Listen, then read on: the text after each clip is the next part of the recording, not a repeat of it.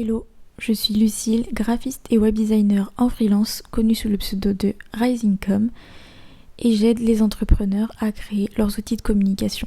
Et depuis peu, avec ce podcast, j'aime partager des conseils, des observations liées à mon expérience autour de l'entrepreneuriat et notamment au lancement d'activités des prestataires de services. Je te laisse tout de suite avec le podcast du jour. Aujourd'hui, je voulais aborder 3 erreurs que je vois fréquemment sur les personnes qui se lancent en tant que prestataires de services. Je dis bien prestataire de services parce que pour moi, c'est très différent d'une personne qui va vendre un produit. La première différence, elle va se trouver dans l'ambition que vous pouvez avoir de l'activité que vous lancez.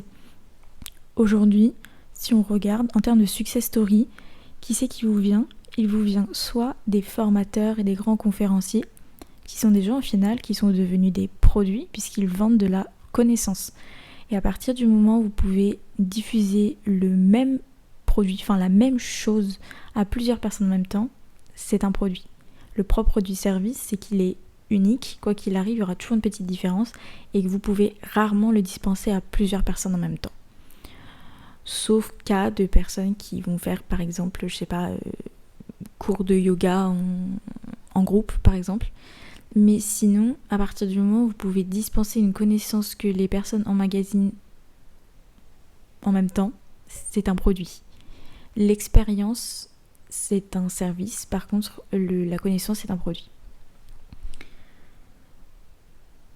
On a seulement, moi il me vient comme exemple Carglass. Donc c'est remplacer votre pare-brise par des personnes qui viennent à votre domicile, à votre travail. Et c'est vraiment un service clé en main qui est proposé et c'est la seule entreprise qui me vient en tête au niveau national.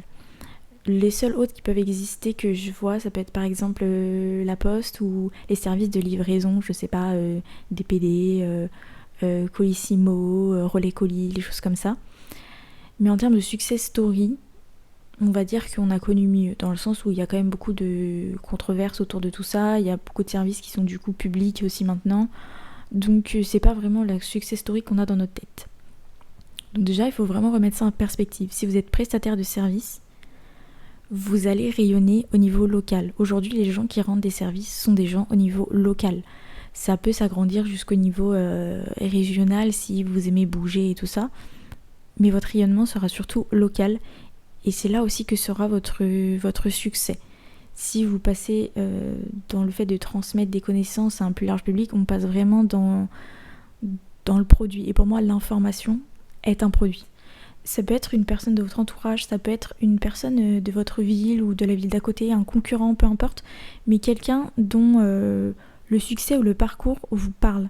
Parce que du coup, si vous vous mettez comme succès, par exemple, je veux dire comme Coca-Cola ou comme Caroline Receveur, en fait, vous faites pas la même chose. Donc du coup, la success story attendue n'arrivera jamais parce que ce que vous portez ne s'y porte pas. Donc pour moi, ça c'est le premier point à remettre vraiment en perspective. La prestation de service, c'est différent de la vente de produits et vous ne pourrez pas en espérer les mêmes résultats. Lorsque vous êtes un vendeur de produits, vous vendez un produit qui répond à un besoin et du coup, vous parlez à une typologie de personnes qui ont ce besoin ou cette envie.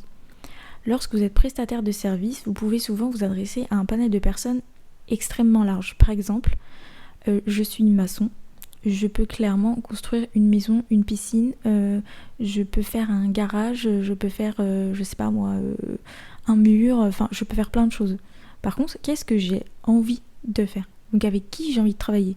Est-ce qu'aujourd'hui j'ai envie que ma spécialité ça devienne les piscines ? Est-ce qu'aujourd'hui j'ai envie que ma spécialité ça devienne de retaper de l'ancien pour faire du neuf ? Avec qui j'ai envie de travailler ? Et c'est là la grosse différence, c'est que souvent dans les modules de stratégie de formation on vous dit faut penser le besoin, la cible, etc. Mais aujourd'hui en tant que prestataire de service, pour moi la première question à se demander c'est avec qui j'ai envie de travailler ? Et qu'est-ce que j'ai envie de proposer ? C'est des questions qui vont se rejoindre. Par exemple, je suis graphiste et web designer, je peux donc créer et des sites internet, et des logos, et des identités graphiques. J'ai certains points forts, certains points faibles, mais aujourd'hui, avec qui j'ai envie de travailler ? Je peux très bien faire une campagne pour Coca-Cola si demain ils me le demandent, comme je peux très bien faire ça pour la nutritionniste à côté de chez moi. Aujourd'hui, moi, ce qui me passionne, c'est de travailler avec les entrepreneurs. C'est de travailler avec les gens qui sont en local. Donc, je ne vais pas communiquer de la même façon et je ne vais pas faire la même chose. Pourtant, je pourrais faire toutes ces choses. Par contre, si je suis Coca-Cola, je pourrais jamais vendre du coca à un diabétique parce que y a trop de sucre, ça correspond pas, ça bloque avec le besoin. Donc aujourd'hui, c'est ça aussi une très grosse différence. C'est de pas vous tomber dans une over-stratégie à suivre sur la clientèle cible, sur tout ça, parce qu'en fait, pour moi, vous montez le bourrichon, et je sais que ça va à l'encontre de tout ce que vous vendent les formateurs aujourd'hui, mais vraiment dans les personnes autour de moi qui se sont lancées, avec qui j'ai pu discuter, le plus important pour cerner là où vous allez aller avec votre activité, c'est de commencer par vous demander avec qui avez-vous envie de travailler ou envie de gagner chaque mois. C'est dur à savoir au début, donc ça peut être bien de sonder un petit peu ce qui existe sur le marché, et franchement, de se fixer aussi sur son propre avis. On en oublie beaucoup, mais dans l'entrepreneuriat, le ressenti personnel et l'analyse personnelle, c'est une valeur, c'est une compétence. C'est pas juste un truc un petit peu au pif. C'est vous, avec quoi vous vous sentez à l'aise comme prix. Par exemple, je sais qu'il y a des personnes qui vendent la même prestation que la mienne pour 1500 € ou 2000 €. Moi, aujourd'hui, dans les cibles que j'ai et avec qui j'ai envie de travailler et avec qui je travaille, dépasser les 1000 €, c'est très compliqué. Dans la tête des gens, c'est pas quelque chose de vraiment possible et ça paraît être quelque chose de hors de prix. Et en soi, je le conçois. Même si j'estime que ce que je propose, c'est justifié, au bout d'un moment, j'estime quand même que c'est prendre juste de l'argent sur le dos de quelqu'un, et du coup, j'ai pas envie. J'ai pas envie, moi-même, de demander un prix aussi haut. Je ne suis pas à l'aise avec ce prix. Et je sais que mes cibles, dans tous les cas, si je dépasse ce prix, ils ne le sortiront pas. Donc le premier, c'est bien d'avoir des modèles, des ambitions, des objectifs réalistes qui correspondent à votre catégorie d'entrepreneur, c'est-à-dire le prestataire de service.